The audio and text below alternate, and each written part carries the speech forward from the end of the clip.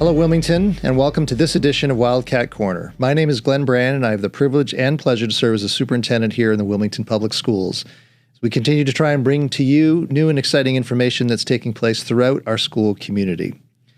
The mission of our school district is to educate and develop students academically, socially, and emotionally to be active, civic-minded contributors to our global society. And today's show will focus a little bit more on that social, emotional, and overall well-being, something that our staff at large work very hard to support our students in their growth and development each and every day. I'm thrilled to have three folks who are here as part of who have different roles in our school system. And let me welcome Erin, Jordan, and Becky. Thank you for being here today, and let me give them the opportunity to introduce themselves to you as our viewers and a little bit more about their role here in the district. Becky? I'm Becky Brown. I'm the coordinator of health services, and I serve as the chairperson of the school wellness committee. Hi there, I'm Erin Dunham. I'm the interim coordinator of behavioral health.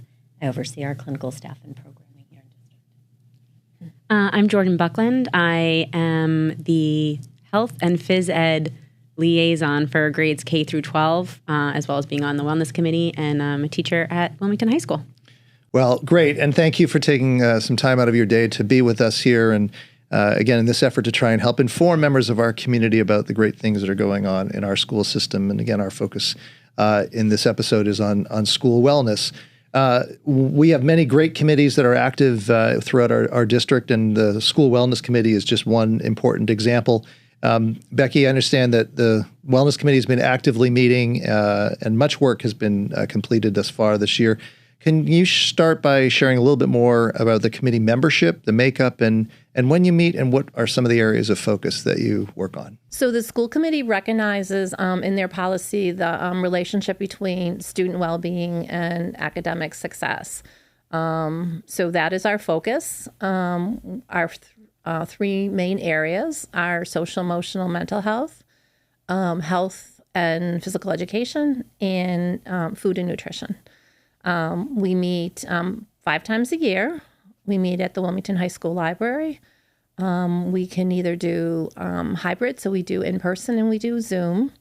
And our membership is varied. We have obviously the three of us. We have teachers. We have a student representative. We are fortunate this year to have 2 representatives from the school committee, Mr. Nick Golden and Dr. Bryson. And I would like to put in a plug. We are looking for a parent representative right now. So anybody that's in the community that would be interested, we would love to have you join the committee. And I do want to do a little shout out. In May of this past year, our wellness committee in Wilmington was recognized by the John C. Stalker Institute for Excellence in Wellness. So we're very proud of that. We are indeed. And Becky, if we do have interest, who should they contact? They can contact me. All right. And so we'll make sure that we have your email Yes. available for listeners at the end. Like so much of the work that we undertake in the district, it is about gathering information. It's about gathering feedback to help really inform our decision making. And that also holds true for this large and important body of work. Erin, knowing how important the social, emotional, and mental health is for our students and their overall success, not just here in our school system, but at large in their community and in their lives. Can you share a little bit with our listeners about how the upcoming surveys that I understand are being planned and what will be occurring in the next few months, and from that, how that data is then used to help inform decisions? Absolutely. So this school year it's a pretty heavy survey year, especially for our secondary level students. But there's opportunity to collect pretty massive amounts of data. And I assure you there's purpose and intention for all of that. So we do offer our panorama survey that's twice a year. So in the fall, as well as in the spring. This aligns with the 5 core competencies of social emotional learning. So your emotion regulation, your self-management. It's really student voice. And it allows teachers and our clinical staff to really understand what's the best way to support our students from an emotional standpoint. Also really focuses on building relationships in our schools, both with peers as well as with staff and teachers.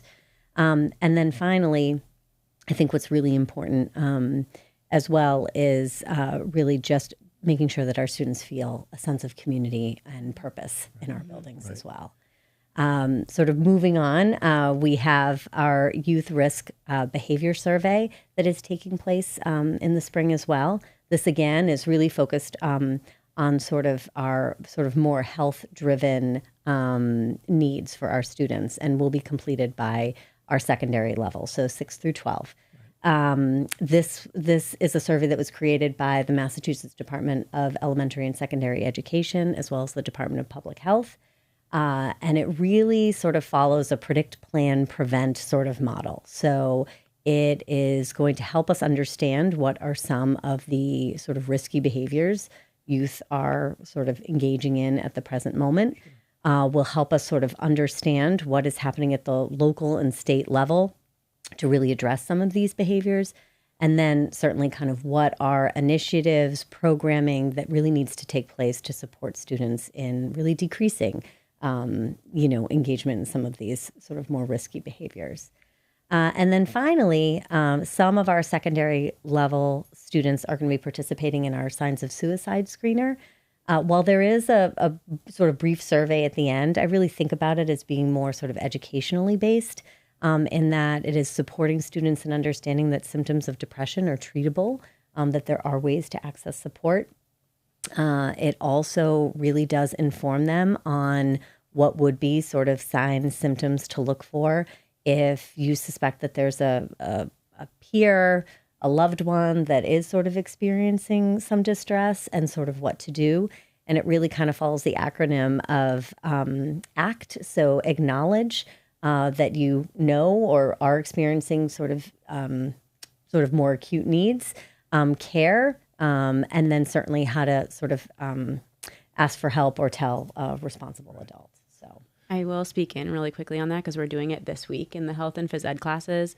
And this is, I think, our third year in a row doing it with the 10th grade students. And it is, it's a great program. And it is probably the least cheesy video that we show, which is like makes it that more poignant. Because, sometimes we also do with the 10th graders the first aid and CPR. And sometimes they're like, help, I can't breathe. And they're like laughing at it. And that one is not one. Like the people who created the program did a really nice job with it. And it is one that sticks with the kids. So that's great.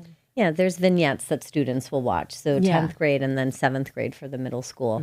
And there's just a really nice sort of robust discussion that takes place following the vignettes to sort of see, ask students, questions. What are they seeing from the video? So it lends itself as just a really comfortable, nice tool to sort of better understand sort of what depression can look like, how it might look different from peer to peer. So it's a really nice lesson. It's one that I do enjoy teaching when I have the opportunity. So. Same. Yeah, thank you for providing an overview. I mean, as you mentioned, it may seem a little survey heavy in some respects, and we know that there's a lot of activity in that. But I think the thing that you've highlighted, and I know, is that without this information, without the feedback directly from students, our staff are really are not going to know at a deeper level around where to particularly pay attention to as we try and support their overall social emotional wealth. So it's information that I think it's important for listeners to know. Our educators and our staff keep in-house, so to speak, but really use that information to then be able to effectively deliver programs and services. And so it's information that I know sometimes seems like a lot of surveys, but it really is critical, right, for supporting the programs. There's a lot of aspects to overall social and emotional well-being in our district, and certainly that from the Wellness Committee. Shifting a little bit to nutrition for just a moment, Becky, could you share a little bit more about that with us? Because I know that food insecurity for families has been something that's been brought to the forefront during the pandemic. There was an awful lot of attention, I know, given to that really throughout the country. Can you tell us a little bit about the impact of Governor Healy's budget providing free breakfast and lunch for all students? And I also know Mary Palin, who's our Director of Food Services, has been outsourcing fresh fruits, vegetables, and proteins from local farms for the meals that are served to our Wilmington students. Tell us, if you could, a little bit more about some of the many exciting things that are happening in food services. Right. So food service. So the trays of my day, my lunch trays, look totally different. If you've been in the cafeteria at all during breakfast or lunch, it's like very amazing what she's been doing. Yes, Certainly, we are out of the pandemic, but the issue of food insecurity with families has not gone away. Since the start of school, Mary has served over 50, and her staff have served over 55,000 breakfasts, 150,000 lunches, and in some situations, over 19,000 like afternoon snacks that students have taken home with them. In addition to that, our food service department also does the preparation for the Meals on Wheels for the elderly in our town, which I don't think a lot of our listeners would know, but our Meals on Wheels do come out of the West cafeteria. Very exciting. Very exciting is Mary has hired an assistant director and has brought youth to the department. So we now have an Instagram account called CAF Wildcat. And listeners can go on and look at some of the food trays themselves. But Mary and Danielle have done a great job outsourcing fruits and vegetables and proteins. So if you're in the cafeteria at all during lunch, you'll see grass-fed burgers from Walden Local Meat in Tewksbury. And we're excited. DESE has a program. It's called Farm to School. And every month they acknowledge one, quote, terrific tray. And Wilmington was the winner of that in September. And it was rotisserie chicken from Nally's Farm in Dracut. And it had fresh corn on the cob, which one of our food and nutrition classes did all the shucking of the corn.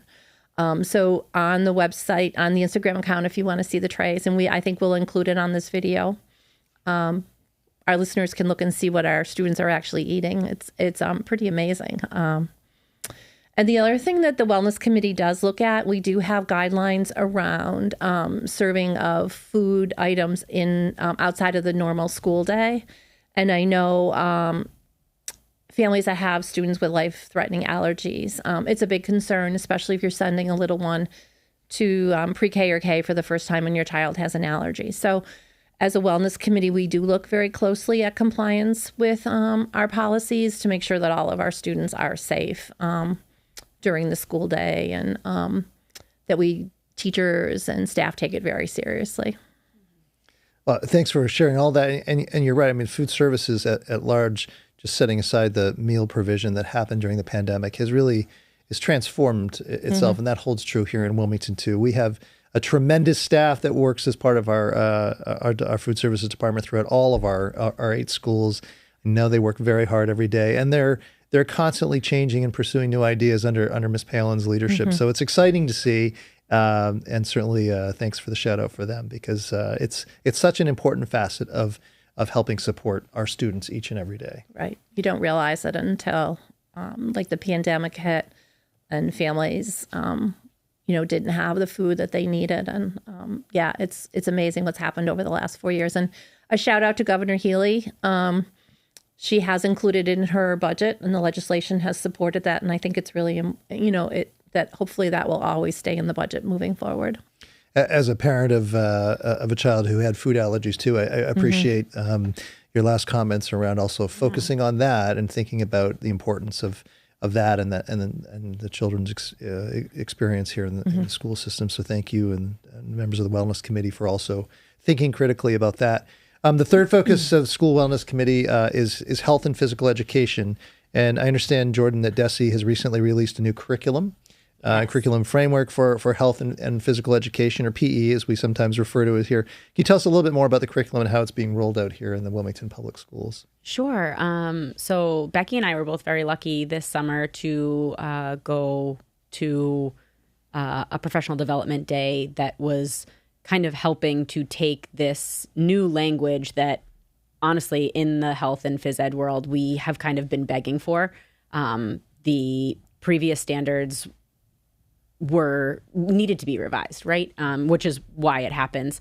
So we got to go and speak with people from DESE, and it was fantastic just to hear a real person say, this is why we did it, this is how we did it, this is how we're hoping it gets utilized.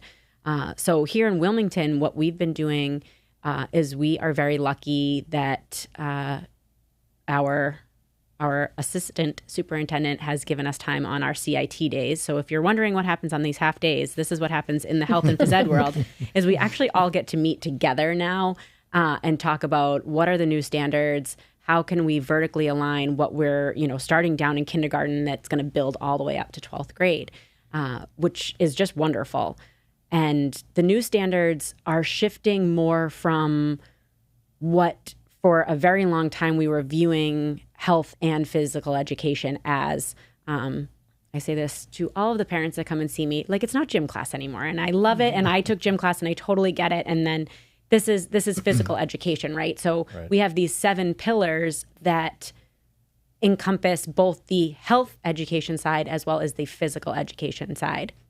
We are encouraging students to work on their decision-making and problem-solving skills, their self-management and goal setting, their social awareness, relationships, and communication skills.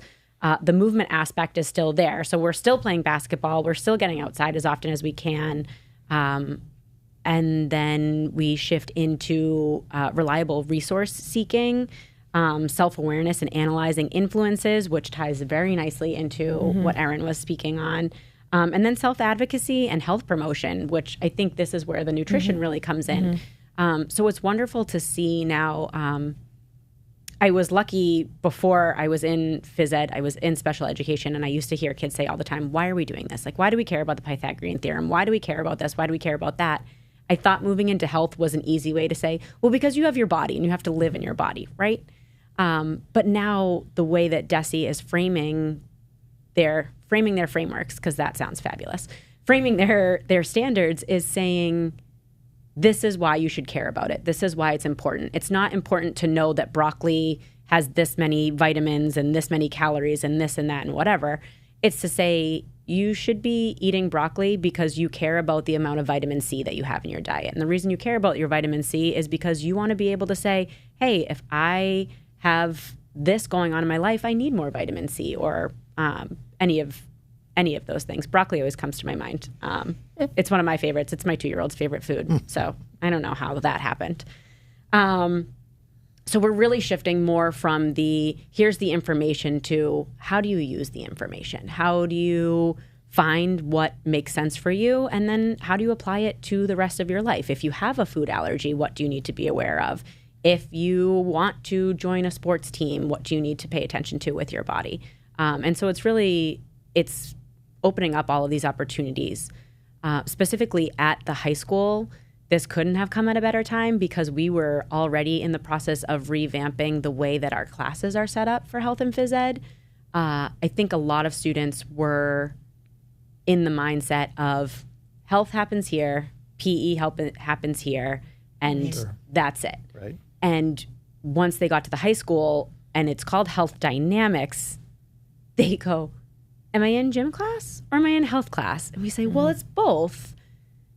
And you saw that, the 6-week haze of them saying, I don't know what that means. And now we have this opportunity, especially with the new standards, we are creating more specialized courses for our juniors and seniors, and possibly even some of our underclassmen coming soon, where they can choose what is it that they want to focus on. Do they want to join a mindfulness class because their mental and social emotional health are really what is resonant to them? Do they want to join a team sports class because the reason that they like phys ed is they like that competition, they like that camaraderie of being on a team and playing a sport?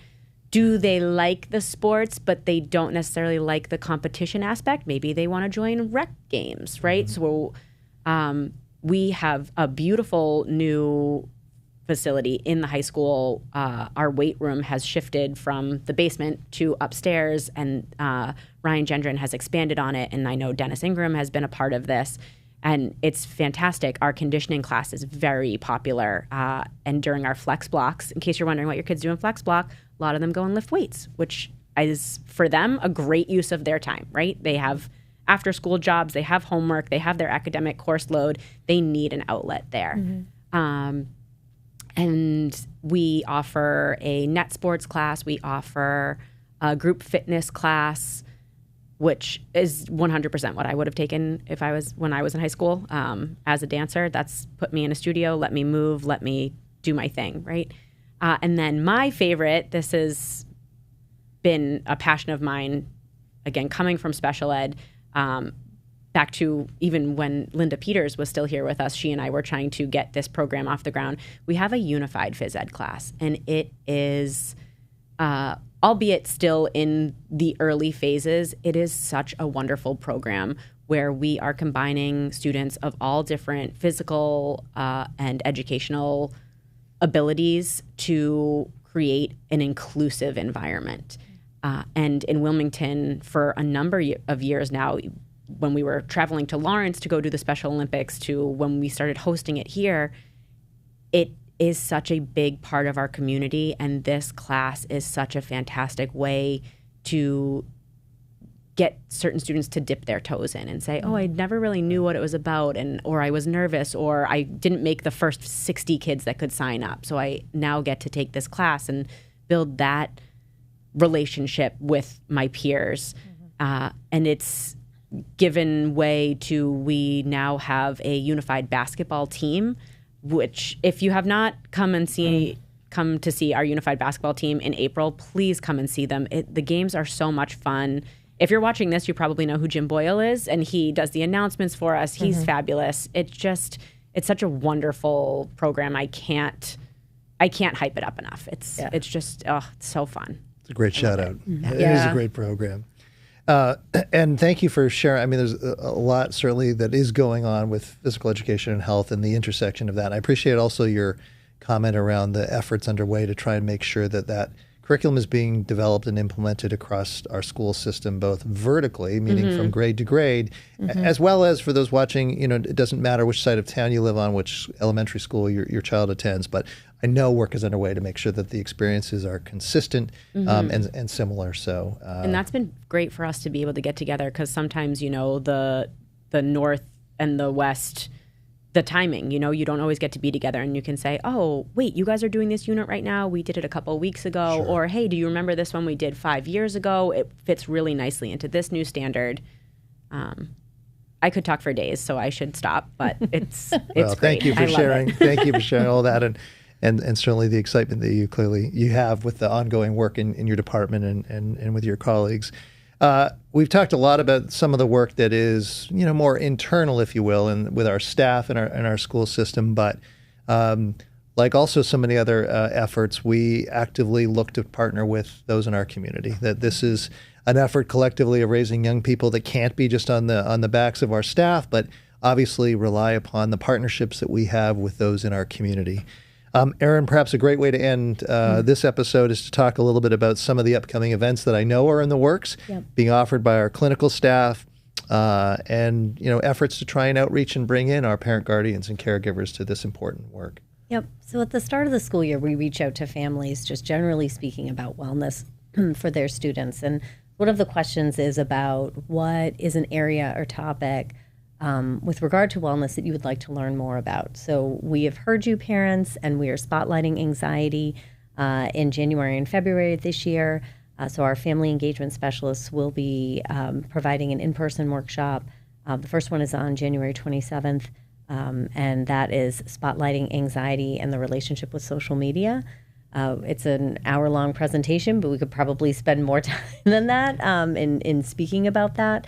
And then in February, we'll be talking about the relationship between anxiety and school attendance. And sort of all the pieces that come with that. So there will definitely be resources and sort of opportunity to share.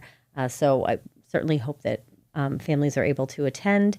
If you're looking for more details, you can go on the Wilmington Public Schools website, go on the Community and Families tab, and then Parent Guardian University, and there should be details. And I know we'll work to make sure that is included in our district newsletter that goes out monthly. So thank you for sharing that. Well, Becky, Erin, and Jordan, thank you so much for your time and for providing, I know, which is really just a little bit of insight in terms of an awful lot of activity that is taking place throughout the Wilmington Public Schools. Social emotional well-being and wellness is clearly something that is talked about an awful lot in education now. I think that holds true before the pandemic. There's no question that it has taken a greater sense of urgency since the pandemic.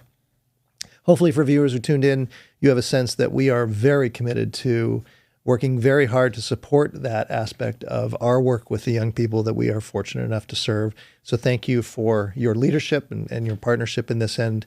And thank you for our viewers for taking a few moments to tune in. There's an awful lot to know about social emotional well-being, but I'm very proud of the work that we have ongoing here in the Wilmington Public Schools, and so too should you. Thanks for joining, and until next time, take care.